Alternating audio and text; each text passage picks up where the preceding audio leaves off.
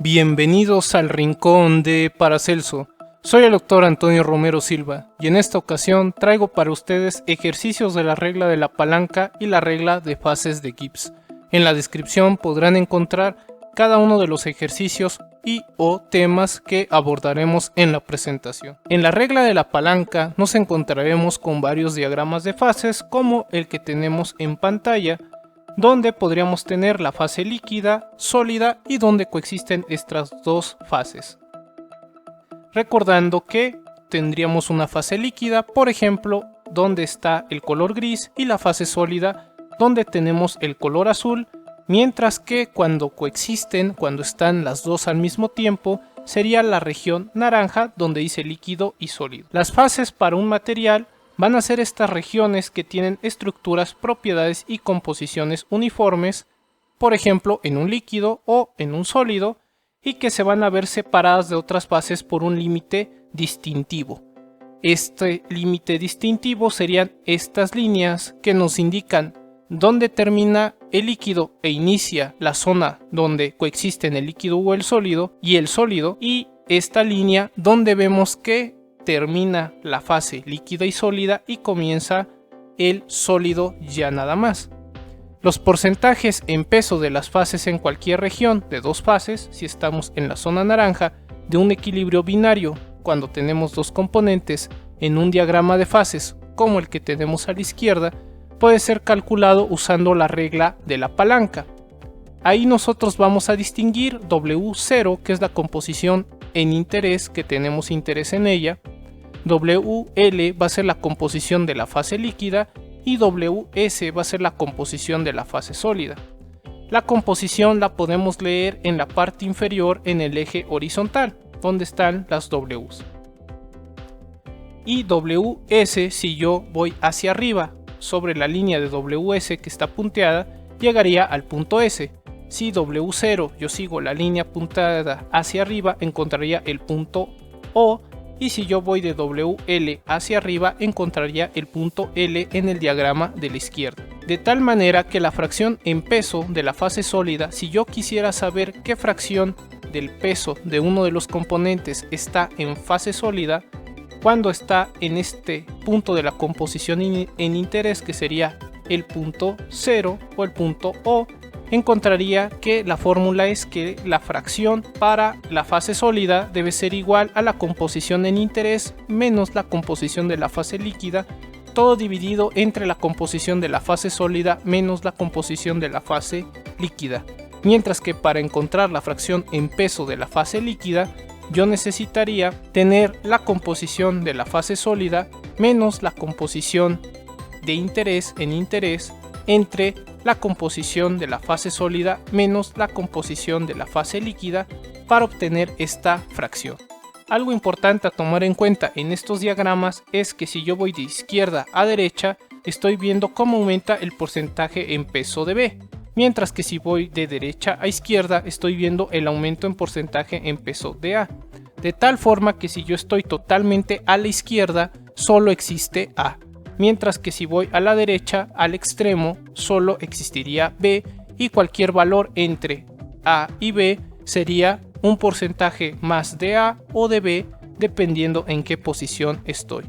Otra forma de ver esta parte de la regla de la palanca es ver las líneas de L a S o de O a L y de O a S.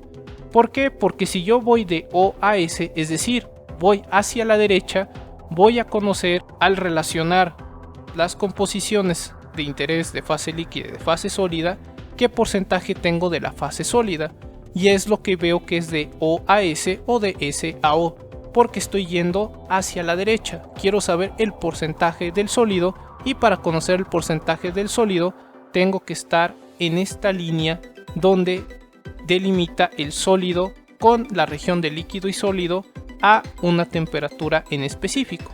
Por eso la fracción del sólido la puedo encontrar como S0 entre LS.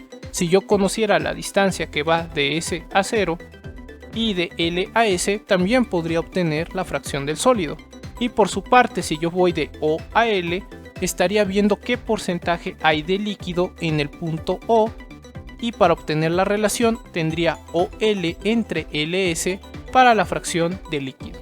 Entonces, ya sea con las composiciones de interés o conociendo las distancias S0, OL y LS, puedo obtener las diferentes fracciones del líquido y del sólido a una composición de interés. El diagrama de la izquierda es un diagrama de dos componentes que es una aleación binaria, porque voy a tener dos metales que se están combinando entre sí, que son solubles uno en el otro. En este caso es cobre y níquel. Mientras voy de izquierda a derecha habrá más níquel, y si voy de derecha a izquierda habrá más cobre. Para que dos elementos tengan solubilidad sólida completa, uno con el otro, se deben satisfacer ciertas condiciones que son las de Hom y Rothery, para saber que estos pares de elementos, por ejemplo el cobre y el níquel, efectivamente van a ser solubles al estar sólidos uno en el otro de forma completa. La primera condición es que el tamaño de los átomos de cada uno de los dos elementos no debe diferir más del 15%. El segundo punto es que los elementos no deben formar compuestos, por lo que sus electronegatividades no deben de ser muy diferentes una del otro. Su estructura cristalina de cada elemento de la disolución cuando estén sólidos los dos en la aleación debe ser la misma. Eso lo sabemos porque encontramos una letra griega para los dos. Por ejemplo, la letra griega alfa está indicando que solo existe la estructura cristalina alfa tanto para el níquel como el cobre al estar unidos. Y los elementos deben de tener la misma valencia, y esto lo cumplen el cobre y el níquel, que comparten una valencia de 2. Un ejemplo relevante es este diagrama que tenemos a la izquierda, donde tenemos cobre y níquel, que es un sistema binario porque está hecho de dos componentes, el níquel y el cobre. Es isomorfo porque tienen la misma estructura cristalina al estar mezclados, y es una aleación porque tenemos dos compuestos distintos que estamos combinando, en este caso específico metales cobre y níquel.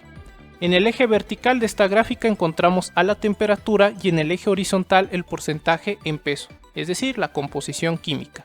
El diagrama se ha hecho tomando presión constante, la presión atmosférica, y o enfriando muy lentamente para que se mantengan condiciones de equilibrio.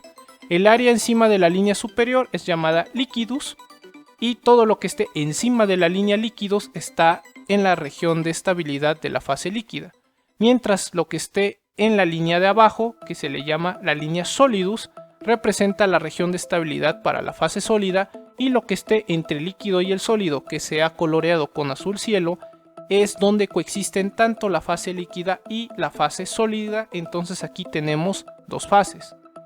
Una parte de nuestra mezcla de metales está líquida y otra parte se está manteniendo todavía sólida. La línea liquidus que podemos ver resaltada en color rojo es el límite entre la fase completamente líquida y la existencia de dos fases, la líquida y la sólida, que es esta región de color azul cielo, mientras que la línea solidus es el límite entre la fase completamente sólida y la existencia de dos fases, nuevamente es la región que está en color azul cielo, donde coexisten tanto el sólido y el líquido. Aplicando ya ejercicios de la regla de la palanca, nos podrían decir que una aleación cobre-níquel contiene 47% en peso de cobre y 53% en peso de níquel a 1300 grados centígrados. Entonces, dato importante, ¿cuál es la temperatura? 1300 grados centígrados, porque de aquí tenemos que trazar una línea horizontal que nos va a llevar a las regiones de equilibrio. Nos preguntan cuál es el porcentaje en peso del cobre en las fases sólida y líquida a esta temperatura, y qué porcentaje en peso de esta aleación es líquida y qué porcentaje en peso es sólida, en el caso de que lo tratemos con el níquel. Entonces nosotros tenemos 1300 grados centígrados, vamos sobre esta línea, y estas líneas se les conoce como líneas de corbata porque forman de alguna manera una corbata. Entonces, para contestar el primero, vamos a buscar el porcentaje que hay de níquel cuando nosotros estamos en un 53% en peso de níquel, que sería esta línea que sube más o menos a la mitad del gráfico, donde tendríamos 53% del peso en níquel. Si me voy a la izquierda y veo el cruce entre la temperatura y la línea liquidus, voy a conocer el porcentaje que hay de níquel, y encontraría que ahí el porcentaje en níquel sería de 45%, pero nos están preguntando el porcentaje del cobre. Si yo tengo 45% de níquel, el resto tiene que ser porcentaje en cobre. Entonces si yo tengo 100 menos 45%, encontraría que ahí tengo 55% del cobre. Y si me dijeran conocer el porcentaje en pesos del cobre en la fase sólida, voy del otro lado sobre los 1300 grados centígrados y encuentro que ahí en la parte sólida habría un 58% para níquel. Entonces 100 menos 58 me daría el porcentaje del cobre, que sería de 42%. Ahora, ¿qué sucede cuando queremos ver porcentajes ya en nuestra composición de interés, que sería la de 53%, que sería este punto medio, donde ya he resaltado la línea en naranja para saber que ahí estamos en el punto medio? Entonces la composición ahí de interés es decir 53% en peso, la de líquido es de 45% de la fase líquida y la composición de la fase sólida es del 58%. Estos valores ya se han resaltado con colores en esta gráfica. Entonces aplico la fórmula de la regla de la palanca para la fase sólida, donde tendría 53, que es la composición inicial, menos la composición del líquido, que es de 45, entre la composición del sólido de la fase sólida, que es del 58, menos la composición de la fase líquida, que es 45. Al hacer las operaciones obtengo un valor redondeado de 0.615 y ya solo multiplico por 100 para obtener el porcentaje de la fase sólida, que sería de 61.5%. Ahora, al aplicar la fórmula de la regla de la palanca para la fracción líquida, encontraría que 58 menos 53 entre 58 menos 45 me da un valor de 0.385. Entonces lo único que he hecho es sustituir los valores de las composiciones. Al multiplicar 0.385 por 100 obtengo 38.5%. Algo importante a verificar al final es que si yo sumo 61.5 más 38.5% obtengo 100%. Esta es otra manera de verificar que hemos hecho correctamente nuestros cálculos. Ahora tenemos una nueva gráfica, un nuevo diagrama de fases donde tenemos paladio y tenemos plata. Mientras más a la derecha estemos, más plata hay, y mientras más a la izquierda estemos, más paladio hay. Calcula el porcentaje líquido y sólido para el diagrama de fases plata-paladio a 1200 grados centígrados y 70% en peso para la plata en la aleación. Asuma que el porcentaje en peso de la plata en la fase líquida es de 74 y el porcentaje de plata en la fase sólida es de 64. Entonces el punto de interés que queremos es al 70% en peso en plata, y vemos que el porcentaje de la fase líquida para esta plata sería de 74%, mientras que la parte de la fase sólida sería del 64% de la plata si estuviéramos a 1200 grados centígrados. Por eso hemos prolongado en la horizontal hasta llegar aquí a las fases, y hemos visto 64% en el sólido y vemos que hay 74 para la plata, y buscamos nuestra zona de interés, que es el 70%. Entonces aplicamos nuevamente las fórmulas. Para la fracción del sólido tendríamos 70 menos 74 dividido entre 64 menos 74 y nos daría 0.4. Esto lo multiplicamos por 100 y nos da 40%. Y en el caso para la fracción líquida encontraríamos 64 menos 70 dividido entre 64 menos 74 y nos da 0.6, que al multiplicarlo por 100 nos da 60%. Por lo tanto, el porcentaje de la fase líquida es del 40% y el porcentaje de la fase sólida es del 60% para la plata.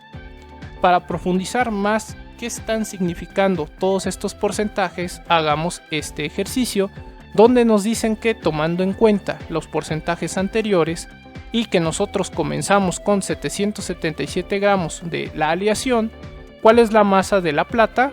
¿Cuál es la masa del paladio? ¿Cuántos gramos de plata están líquidos y cuántos sólidos a 1300 grados centígrados para 70% en peso de plata? Entonces la masa total de toda mi aleación es de 777 gramos. Y yo tendría que solo debo multiplicar la masa total por los porcentajes, ya sea de la plata o del paladio, dividir entre 100 para saber las masas. Entonces, si yo tengo una aleación donde el 70% es plata, lo multiplico por 777 gramos, lo divido entre 100 y veo que tengo 543.9 gramos de plata. Y después yo tendría que la masa del paladio sería de 777 gramos, la multiplico por 30%, porque si tengo 70% en plata, el 30% debe ser de paladio, divido entre 100 y obtengo 233.1 gramos. Al sumar 543.9 gramos más 233.1 gramos, obtengo nuevamente 777 gramos, que debe ser la masa total de la aleación. Ahora me voy a quedar solo con la masa de la plata para ver lo que sucedería a 1200 grados centígrados. Entonces ya sé que tengo 70% en plata y esto es una masa de 543.9 gramos. Si yo estoy en el 1200 grados centígrados y ya sé que el porcentaje de la plata sólida solo va a ser del 40%, tomo la masa de la plata, la multiplico por el porcentaje de la fase sólida y la divido entre 100. De tal manera que tendría 543.9 gramos por 40% entre 100 me dan 217.56 gramos para la plata sólida a 1300 grados centígrados. Y si yo tengo el porcentaje para la fase líquida del 60%, tendría la masa de la plata por el porcentaje de la fase líquida entre 100, que me daría 543.9 gramos por 60%, todo dividido entre 100, y me da 326.34 gramos. Al sumar 217.56 gramos más 326.34 gramos, esto me daría los 543.9 gramos para mi masa de plata, que sería cuando yo tengo una aleación al 70% de plata, cuando toda la aleación tiene una masa de 777 gramos. Al llegar a la regla de fase de Gibbs, encontraríamos que Gibbs, a partir de consideraciones termodinámicas, derivó una ecuación muy práctica que calcula el número de fases que pueden coexistir, es decir, existir al mismo tiempo, estar al mismo tiempo en equilibrio en un sistema elegido. De tal manera que sabemos que el número de fases más los grados de libertad es igual a los componentes más 2 para un sistema. Entonces P es el número de fases que coexisten en un sistema elegido, C es el número de componentes en el sistema y F son los grados de libertad. Los componentes puede ser un elemento, un compuesto o una disolución en el sistema, y los grados de libertad se refiere al número de variables, presión, temperatura y composición, que pueden ser cambiados independientemente sin que cambie el número de fases en el equilibrio en el sistema elegido. Y para explorar más esta fórmula haremos unos ejercicios. Por ejemplo, si estamos en el punto triple que hemos resaltado con color rojo y nos preguntan cuántos grados de libertad existen, cuando sé que solo tengo una sustancia y que en el punto triple coexisten tres fases, el sólido, el líquido y el gas, estamos en este punto de equilibrio en el punto triple donde coexisten tres fases, ¿cuántos grados de libertad tenemos? Entonces en el punto triple hay tres fases. Y como solo hay una sustancia, pues solo hay un componente. Entonces tendríamos que 3 fases más los grados de libertad es igual a un componente más 2. De tal manera que al despejar los grados de libertad tengo 1 más 2 menos 3 y me da como resultado que no hay grados de libertad, los grados de libertad son 0 y esto significa que cualquier cambio, ya sea en presión y temperatura, nos llevaría a otra fase o equilibrio distinto del punto triple, lo cual tiene mucho sentido, ya que solo a un valor de temperatura y presión va a existir este punto triple donde coexisten las tres fases, por lo que nos hemos encontrado con un punto invariante, que es el punto triple. Se le llama invariante porque no va a cambiar, y si yo me salgo de ese punto, pues entonces al cambiar cualquier presión o temperatura me saldría del punto triple. Entonces, al tener esta situación, los grados de libertad son 0. Si tenemos un punto en la curva de equilibrio entre el sólido y el líquido para una sola sustancia, el punto que vemos de color azul, ¿cuántos grados de libertad tendríamos? Pues entonces en esta línea entre el sólido y el líquido es el equilibrio sólido y líquido, por lo que están tanto la fase del sólido como la fase del líquido en equilibrio. Tenemos dos fases, un solo componente porque hablamos de una sola sustancia, entonces dos fases más los grados de libertad es igual a un componente más 2. Tenemos que los grados de libertad es igual a 1 más 2 menos 2 y encontramos que tenemos un grado de libertad. ¿Y qué significa tener un grado de libertad? Significa que podemos modificar una variable y seguiríamos teniendo dos fases, pero con la restricción de que a cada presión yo tendría una temperatura en específico. Yo puedo variar la presión, pero encontraría que a esa presión solo habría un valor específico de temperatura o viceversa, que yo puedo modificar la temperatura, pero solo voy a encontrar un valor de presión mientras yo me mueva en este equilibrio, para que sigan coexistiendo esas dos fases. Entonces puedo modificar una variable, pero voy a encontrar que la otra va a tomar un valor específico para que se mantengan esas dos fases coexistiendo. Y en el caso de que yo estuviera en la zona donde está un gas, en el área de un gas, o por ejemplo de un líquido o de un sólido, pero en este caso hemos tomado la de un gas, ¿cuántos grados de libertad tenemos? Si estoy en la zona del gas, solo existe el gas, entonces solo hay una fase. Sigo diciendo que esto es para una sola sustancia, entonces es un componente. ¿Cuántos grados de libertad tendría? Una fase más los grados de libertad tiene que ser igual a un componente más 2, de tal manera que los grados de libertad va a ser igual a 1 más 2 menos 1, y ahora encuentro que hay 2 grados de libertad. Esto significa que puedo modificar tanto la presión y la temperatura, y mientras yo me encuentre en la zona del gas, y seguiría teniendo una sola fase. Entonces aquí puedo variar tanto presión y temperatura y seguiría estando en la fase del gas.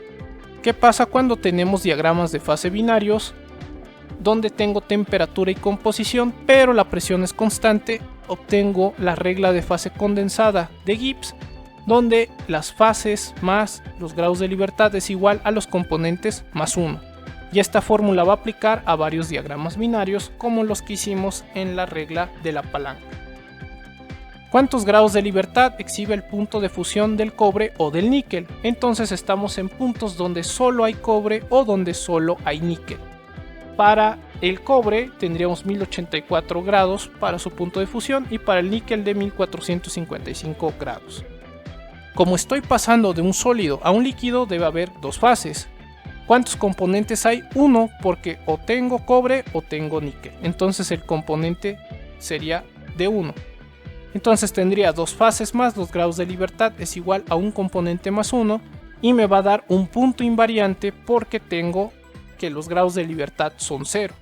Al tener 0 me está indicando que si yo modifico la composición química o la temperatura ya no estaría en el punto de fusión ya fuera del cobre o del níquel, por eso el punto de fusión es un punto invariante, en este caso en el diagrama binario. Si nos pidieran saber cuántos grados de libertad habrá en un punto en la fase líquida o en la fase sólida en el diagrama, encontraríamos que las fases sería una porque estoy o en una fase completamente líquida o en una fase completamente sólida, y como estamos ya dentro de la aleación tendríamos dos componentes, entonces tengo una fase más los grados de libertad es igual a dos componentes porque estoy en una aleación más 1. De tal manera que al hacer las operaciones y las sustituciones encontramos que los grados de libertad es de 2.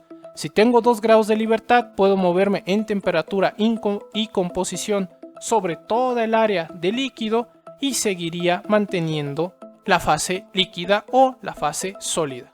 En el caso de que me dijeran qué sucede cuando estoy en un punto en la región de las dos fases y busco los grados de libertad, entonces al decir que estoy dentro de la región de dos fases, hay dos fases y como estoy en una aleación, este es el diagrama de una aleación, tengo dos componentes.